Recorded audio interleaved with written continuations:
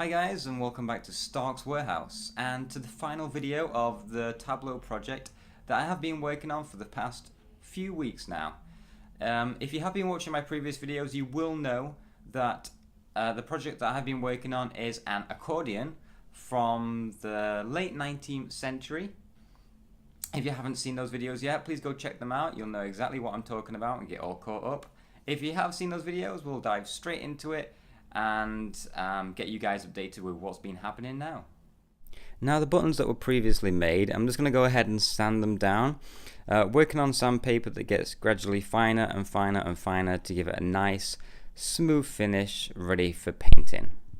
After that, I took the buttons into the spray booth itself and gave them a coat of filler primer just to fill in any imperfections, because these are only small things, so they were difficult to get as perfect as I wanted them to be.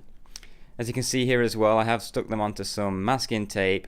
That's just so that they don't blow away. As you can see, they're blowing around quite a bit now, so that I don't lose any parts that we do need. I then took the faceplate in, gave that some filler primer, as mentioned before, just to get it nice and smooth, as the body filler didn't work as we originally planned. The next step here, we just passed it, but was to make a little clasp that goes on the outside of the faceplate itself. Now, we didn't actually end up using this idea in the final project, but this was just like a little test piece we cut out to see if we could use it. It was basically like a little eyelet would go through there and turn to lock the faceplate into position. Once that was all out of the way, we then took the keyboard itself into the spray booth as well, gave that a layer or two of filler primer. This had a very heavy wood grain on it, so I wanted to fill as much as possible. It eventually did have a little bit of a wood grain left afterwards, but it looked quite good. We'll show you that, guys, very soon. Then took the main boxes in and gave them a coat of regular primer. This is just to see if any more fill-in, sanding was needed before carrying on. Now, with the little corner pieces that Cheryl had made previously, I was going to go ahead and age them a little bit. I did this by just dabbing some black paint all over them, wiping it off just to give a little bit of aging, just to leave a little bit of dirt there. We did have to go over this again later on, which I will show you guys at some point in the future, but as you can see here, just to age it a little bit, it looks a lot better. I then went on to add some paint to the keyboard, and everyone was impressed with how well this was coming on. As you can see from Hal's reaction right here, I mean, he was pretty gobsmacked. Once that was drying, the next step was to move on to adding the leatherette to the bellows themselves. We did this using contact cement or contact glue.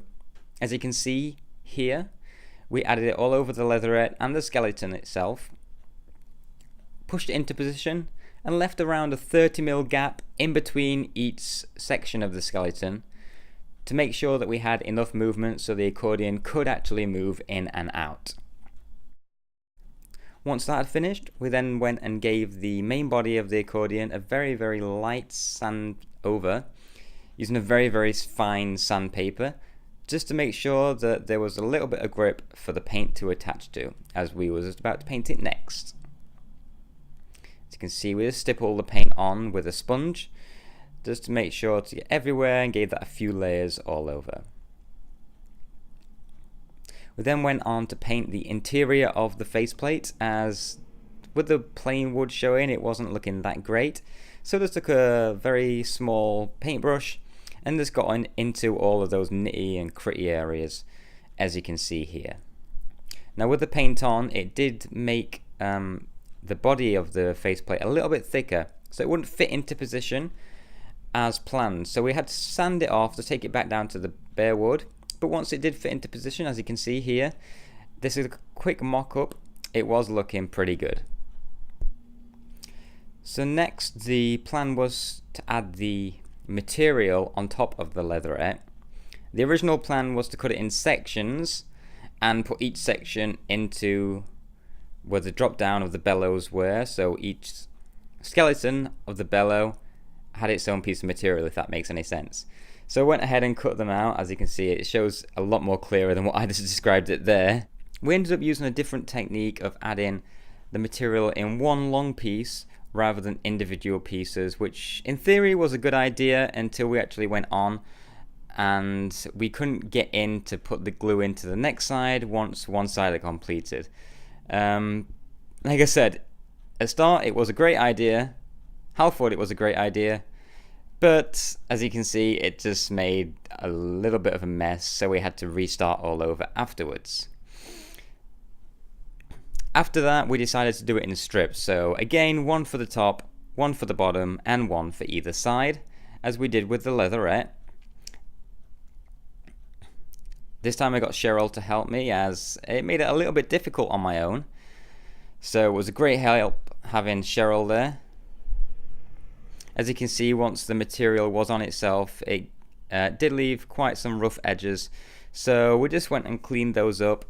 And then I just drew a quick template of a diamond shape, which was going to cover the cuts in the material itself. So this is what I was going to cut out, and once it had all been put on and glued in position, as you can see here, the cuts on material are hardly visible. The next step was to add these corner brackets. Now, there wasn't anywhere that we could find these cheap, so what we ended up doing was just making them from paper binders that you can just get from any stationery store, cut them into little sections, and then added a cutout so that they can be folded at a 90-degree angle. Now here's Cheryl just aging the material itself. As you can see, it was pretty bright, so it wasn't fitting in with the environment that we needed. So once I had the little corner brackets all cut out, I sanded them down and made sure the corners and edges was very nice and smooth. Ran over them with a quick spray of plastic primer and then with a gold paint. Once that all set, I went down with a product called Dirty Down, which just ages the paint a little bit, just so it darkened it down, as we didn't want the gold effect, we wanted more of a brass effect. Now for the strips here, they did need like a black covering. The best way we decided was to take masking tape, paint it, and stick it on, which actually worked out really well, as you'll see in the end result later on. The next step was to add some mesh to the back of the faceplate, as we didn't want people to be able to see in that easily, as nothing's actually in there.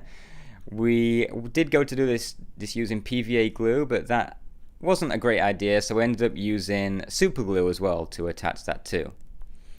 While that was drying, the edges that you can see that are not finished here, they would be covered using a piece of the leatherette that we had earlier. These were stuck on using PVA glue, which did work a lot better than the mesh on the faceplate. Next, I went ahead and stuck the buttons onto the keys themselves, as you can see here. So now they're all ready for fitting at a later time. I'm going to show you guys the interior of the accordion itself and how we attach the bellows to the boxes. Now we just used contact adhesive again, and I stuck the fabric from the bellows onto the side of the box. After that, we added a strap onto the top, which would lock the accordion in place. Now the screws that we used here are just used for mirrors actually. They have a screw underneath with a cap that the screws on, but we figured that this was a very nice look for the accordion itself. We use the same screws on the handle to the side as well. Now I'm just going to go ahead and fit the keys into the faceplate and do this using some armature wire.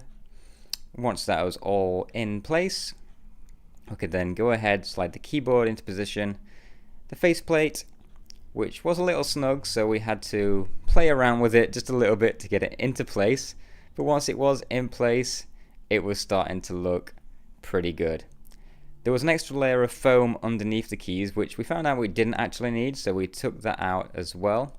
And I couldn't help giving it a test now that it was all together. And here you can see Cheryl giving it a test out as well. The movement's actually really well. I'm really impressed with that. And now here's Cheryl sticking on the corner pieces that we made earlier on. Now that that's on as well, it's looking a lot better. There still are a few minor touches that are needed to be done before it's finished, but we're going to do those a little bit later. But for now, that's as far as we've got. We're almost there. There are a few minor tweaks that we need to do over the weekend, but we'll come back to that in the next video. And next week we do have the Tableau project itself, so it's all going to be coming together with everyone's props. I'll make sure to show everyone else's props, what everyone else has been making in the workshop. We have the full sets inside there, all scenic design, costumes and everything. I'll make sure to get a video of it. It's going to be great. And for now, thank you again guys for watching. Please remember to like and subscribe, and I'll see you next week.